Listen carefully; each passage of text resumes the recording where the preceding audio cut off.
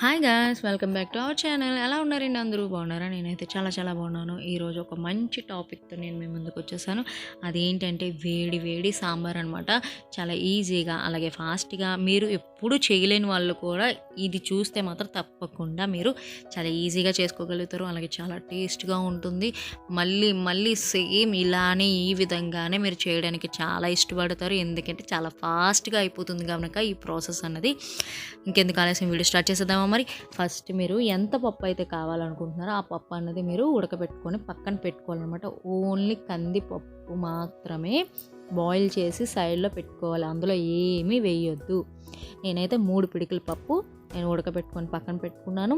అలానే ఒక గిన్నెలో ఆయిల్ పోసుకొని జీలకర్ర, ఆవాలు, పోపు సామాన్లు వేసుకుంటున్నాను అనమాట. మీకు నచ్చితే మినప్పప్పు, శనగపప్పు కూడా మీరు యాడ్ చేసుకోండి. నేనైతే మాత్రం ఇక్కడ ఆవాలు, జీలకర్ర మాత్రమే యాడ్ చేస్తున్నాను. నాకైతే ఇవే ఇష్టం, సో నేను ఇవే వేసుకుంటున్నాను. అలానే వెల్లుల్లిపాయలు, ఒక పెద్ద సైజు ఉల్లిపాయ కట్ చేసి కూడా నేను ఫ్రై చేసుకుంటున్నాను. అలానే ఎండుమిర్చి, కరివేపాకు కూడా వేసేసుకున్నాను అనమాట. మీరు ఇలా చేసినా పర్వాలేదు, లేదంటే మీరు పోపు సామాన్లో ఆవాలతో జీలకర్రతో పాటు శనగపప్పు వేసుకున్నా పర్వాలేదు. నేనైతే అవి ఎప్పుడు వేయను, అందుకే ఇక్కడైతే నాకు ఏమైతే వెజిటేబుల్స్ ఉన్నాయో అవి వేసుకుంటున్నాను. ఏంటంటే ఆనపకాయ, ముల్లంగి దుంప, ఒక వంకాయ, అలానే పచ్చిమిరపకాయలు ఒక 4-5, ఒక పెద్ద సైజు టమాటీ కోసి వేసుకుంటున్నాను. ఇవన్నీ కూడా పోపు వేగిపోయిన తర్వాత అదే ఆయిల్లో నేను మళ్ళీ దీన్ని ఫ్రై చేస్తున్నాను అనమాట. ఆయిల్ అనేది మనం సపరేట్గా సాంబార్ చేసుకున్న, చారు చేసుకున్నప్పుడు ఉంటాం కదా, వేసుకోవద్దు. కొంచెం ఎక్కువే వేసుకోండి. ఎక్కువ వేసుకోవడం వల్ల ఈ ముక్కలన్నీ ఆయిల్ బాగా మగ్గిపోయి చక్కగా టేస్ట్గా బయటికి అన్నది ఆ ఫ్లేవర్ అనేది వస్తూ ఉంటుందన్నమాట. సో కొంచెం ఆయిల్ ఎక్కువగానే వేసుకోండి. ఇంగు ఉంటే మాత్రం ఈ ఆయిల్లోనే ఈ వెజిటేబుల్స్లోనే వేసేసుకోండి. నా దగ్గర లేదు కాబట్టి నేను వేసుకోవట్లేదు. మూత పెట్టి ఒక 2 సెకండ్స్ అండి, కరెక్ట్గా 2 సెకండ్స్ అంటే 2 సెకండ్సే, మీరు టైం చూసి కూడా పెట్టుకోవచ్చు. ఇలా చక్కగా మగ్గిపోతుంది మూత పెడితే. చూస్తున్నారు కదా, ఆయిల్ అనేది బయటకు వచ్చేసింది. చక్కగా ఇలా మగ్గబెట్టుకుని మీ దగ్గర ఏ వెజిటేబుల్స్ ఉన్నా అన్నీ కలిపేసి ఇలా ఫ్రై చేసుకోండి. సూపర్ ఉంటుందన్నమాట ఈ సాంబార్ అన్నది. సాంబార్ అనే బదులు పప్పుచారు అందాం, సూపర్గా ఉంటుంది ఈ పప్పుచారు అనేది. ఇప్పుడు వచ్చి ఈ ముక్కలన్నీ కూడా ఆయిల్లో బాగా మగ్గిపోయిన తర్వాత ఒక పెద్ద సైజు నిమ్మకాయ అనమాట, ఒక పెద్ద సైజు నిమ్మకాయ అంత సైజు చింతపండు రసం అనేది చిక్కగా తీసుకుంటున్నానండి. ఒక 1/2 గ్లాసు వాటర్లోని ఒక పెద్ద సైజు నిమ్మకాయ నానబెట్టుకొని నేను ఇక్కడ చింతపండు పులుసు అనేది వేసుకుంటున్నాను అనమాట. మీకు ఎంత పప్పుచారు కావాలో, ఎంత సాంబార్ కావాలో అంత వాటర్ చింతపండు పిసికి వేయొద్దండి. అస్సలు టేస్ట్ అనేది ఉండదు అనమాట, చప్పబడిపోతుంది. చిక్కగా చింతపండు రసం అనేది వేసుకుని తర్వాత అది కొంచెం మరిగిన తర్వాత మనకి ఎంత కావాలో అంత వాటర్ మనం పోసుకోవచ్చు. ఇప్పుడు నేను ఇందులో సాల్టు అలాగే కారం కూడా యాడ్ చేసేసుకుంటున్నాను. ఈ చింతపండు రసంలోనే నేను వేసుకున్నాను. ఇప్పుడు నేను చెప్పే ఈ ప్రాసెస్ అంతా కూడా అంటే కొలతలతో సహా ఒక 5గురికి, ఒక 4గురికి, పెద్దవాళ్ళకైతే మాత్రం 4గురికి, అలాగే ఇంట్లో చిన్నపిల్లలు ఒక 3, ఒక 2 పెద్దవాళ్ళు ఉన్నట్టయితే అలాగా 5గురికి సరిపోతుందండి. ఇప్పుడు ఈ పులుసు ఉంది కదా, ఈ చింతపండు రసం అనేది ముక్కలకి బాగా పట్టాలి. ఒక 2 మినిట్స్ అది మరగబెట్టుకుందాం. ఈ లోపల ఒక మంచి టిప్ చెప్దాం అనుకుంటున్నాను. మనం ఇలా వెజిటేబుల్స్కి దేనికైనా యూజ్ చేసే చింతపండు ఉన్నట్టయితే అది ఒక డబ్బాలో పెట్టి ఫ్రిడ్జ్లో స్టోర్ చేసుకోండి. ఎందుకంటే మనం ఇలాంటి రాగి పాత్రలు కానీ, ఇత్తడివి కానీ మనం తోముతూ ఉంటాం కదా, అప్పుడు అనేది బాగా యూజ్ అవుతుంది. ఇది పారేసుకోవద్దు.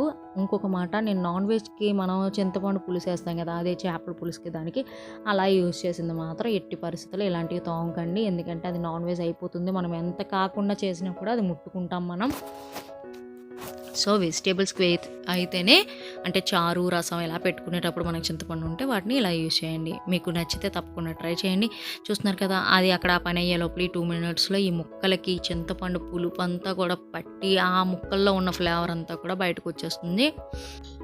ఇప్పుడు వచ్చి మనం సపరేట్గా పప్పు అనేది ఉడకబెట్టి పక్కన పెట్టుకున్నాం కదా, ఆ పప్పు అనేది తీసేసి ఈ సాంబార్లో కలిపేసుకోవాలన్నమాట. అంటే ఈ రసం బాగా మరిగిపోయిన ఈ చింతపండు రసంలో ఈ పప్పు అనేది కలుపుకోవాలి. ఆల్రెడీ మనకి చింతపండు రసం అనేది కూడా బాయిల్ అయిపోయింది, అలాగే ముక్కలు కూడా ఉడికిపోయినాయి, పప్పు కూడా ఫుల్ బాయిల్ అయిపోయింది. కాబట్టి వితిన్ 2-3-4 మినిట్స్లోనే మనకి ఈ సాంబార్ అనేది ఇలా మరిగిపోతుంది.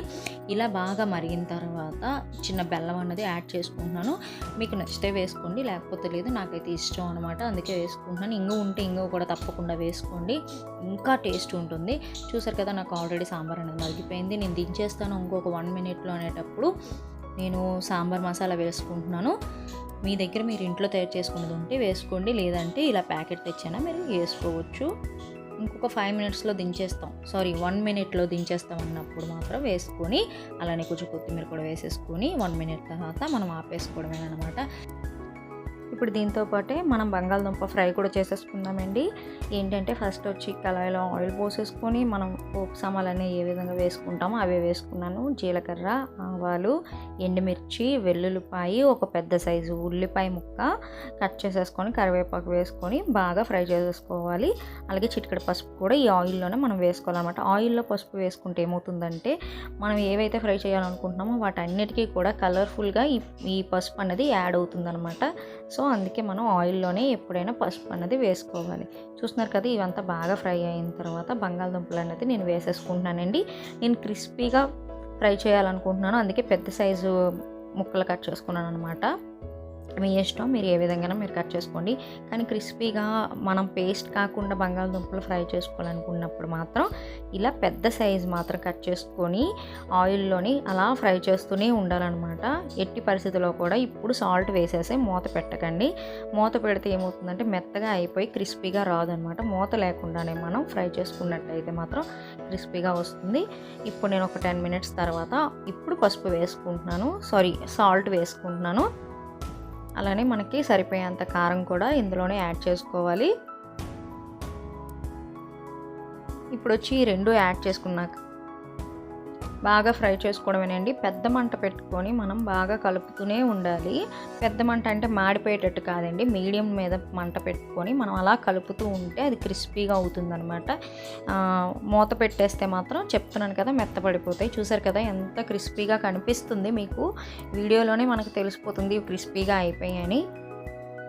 నేను ఒక పక్క పప్పుచారుకి అవన్నీ ప్రిపేర్ చేసుకున్నప్పుడే ఇది కూడా నేను పక్కన పెట్టేసుకున్నానండి. సో నాకు రెండు ఈక్వల్ టైంలోనే అయిపోయాయి అనమాట. ఒకేసారి నాకు సాంబార్ కానీ ఈ ఆలూ ఫ్రై కానీ నేను రెడీ చేసేసుకున్నాను. సో ఇలాగ మీరు ట్రై చేయండి, తప్పకుండా మీకు మంచిగా కుదురుతుంది.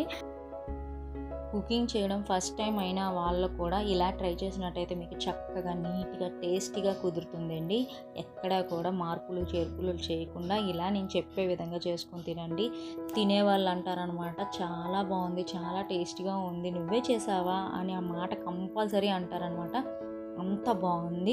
మీరు నాన్ వెజ్ తినే వాళ్ళైతే దీంతో ఒక ఉప్పు చేప వేపుకొని తింటే ఉంటుందండి. అల్లు అర్జున్ గారి సినిమాలు అనేటట్టు ఎక్కడా కూడా తగ్గేదేలే అనిపిస్తుంది, అంత బాగుంటుందన్నమాట. ఒకవేళ మీకు ఈ వీడియో నచ్చితే తప్పకుండా నాకు ఒక లైక్ ఇచ్చేయండి. అలానే ఎవరికైనా యూజ్ అవుతుందంటే వెంటనే షేర్ చేయండి. నా వీడియోస్ ఏవి కూడా మీరు మిస్ కాకుండా చూడాలంటే వెంటనే వెళ్ళి సబ్స్క్రైబ్ చేసుకోండి. దాని పక్కనే ఉన్న బెల్ ఐకాన్ కూడా క్లిక్ చేయండి. ఆ బెల్ ఐకాన్ అనేది క్లిక్ చేస్తేనే నేను ఏ వీడియోస్ చేసినా మీరు మిస్ కాకుండా ప్రతిదీ చూసేస్తారనమాట. సో ఆలస్యం చేయకుండా వీడియో అయిపోయిన వెంటనే ఇవన్నీ చేసేయండి. మళ్ళీ ఒక వీడియోతో మళ్ళీ కలుద్దాం. Thanks for watching.